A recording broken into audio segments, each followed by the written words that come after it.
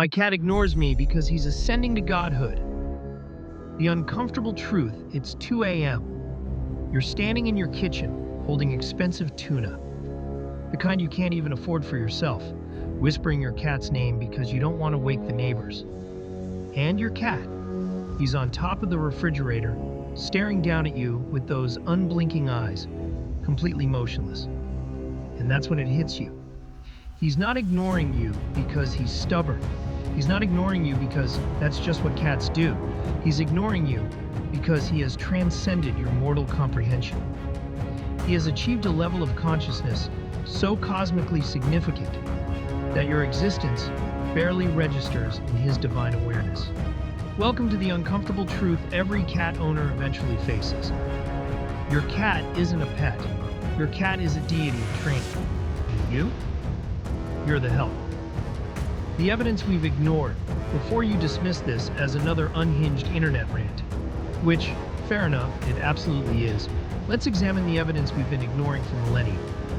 Ancient Egypt, one of history's most advanced civilizations, worshipped cats as gods, not mascots, gods. They had the death penalty for killing a cat. The death penalty. We look back and think, those silly ancient people. Meanwhile, we have 17 million cat videos online. We buy them furniture more expensive than our own, and we literally structure our schedules around their feeding times. Who's the silly one here, really? Norse mythology? Freya's chariot was pulled by cats. Islamic tradition? Cats are revered as clean animals. Buddhism, associated with spiritual enlightenment. Humanity has always known, on some subconscious level, that cats aren't just animals. They're something more. And the key to their divinity? Indifference. The theology of indifference. Let's talk about what makes a god, shall we? Distance, transcendence. The divine exists on a plane so removed from mortal concerns that our problems barely merit acknowledgement. Now think about your cat. You come home exhausted, emotionally drained, needing comfort. Your cat glances at you. One glance determines you're not immediately useful and goes back to sleep. That's not cruelty, that's enlightenment. Your cat has achieved what Buddhist monks spend decades pursuing. Complete detachment from earthly desires and human validation. He doesn't need your approval. He doesn't crave your affection.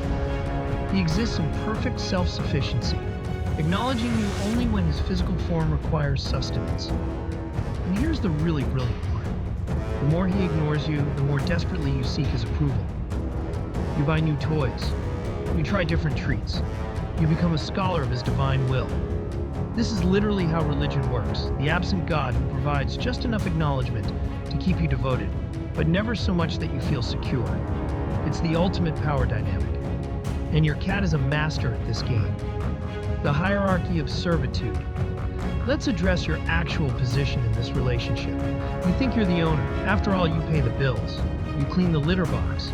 An act so degrading it must be some cosmic test of devotion. But can you make your cat do anything he doesn't want to do? No. Can you stop him from doing things you don't want? Also, no. Meanwhile, what has your cat trained you to do? Wake at specific times. Feed him on his schedule. Open doors on demand. You've learned his language. He's never bothered learning yours because, and this is crucial, he doesn't need to understand you. You need to understand him. And here's the really twisted part. You pay him to live in your house. You work 40, 50 hours a week. You pay rent, and your cat lives there for free. Eating food you bought, using furniture you purchased. That's not freeloading. That's divine right. Kings and gods don't pay rent. Subjects pay tribute. Every time you buy premium food, every vet visit, every upgrade to a scratching post, you're paying tribute. Welcome to the temple. Spoiler alert, you're never leaving. The acceptance, so what do we do with this information? First, stop pretending you have control. The cat will do what the cat wants. Your approval is neither sought nor required. Accept this. Find peace in it. Second, acknowledge your role. You're not the owner. You're the devotee. The priest maintaining the temple. And honestly, there are worse callings. At least this god is soft and occasionally purrs. Third, recognize the privilege. Your cat chose you. He evaluated your worthiness and deemed you acceptable for service. Out of all potential servants, He claimed you. That's actually kind of an honor. And finally, embrace the absurdity. Yes, it's ridiculous that we've structured our lives around creatures that actively ignore us. It's insane that we feel grateful for 10 seconds of attention. But life is absurd. Existence is meaningless. The universe is vast and cold and indifferent. And in that cosmic void, we have these small, furry, profoundly apathetic creatures who tolerate our presence and occasionally curl up in our laps and purr. If that's not divine grace, I don't know what is. The conclusion. My cat is currently asleep on my monitor. He won't move until he decides to move. And when he does, it won't be because I asked. And I'm okay with that. Because I've accepted the truth. I'm not a cat owner. I'm a cat worshiper. So the next time your cat ignores you, and he will, don't take it personally. Don't feel rejected.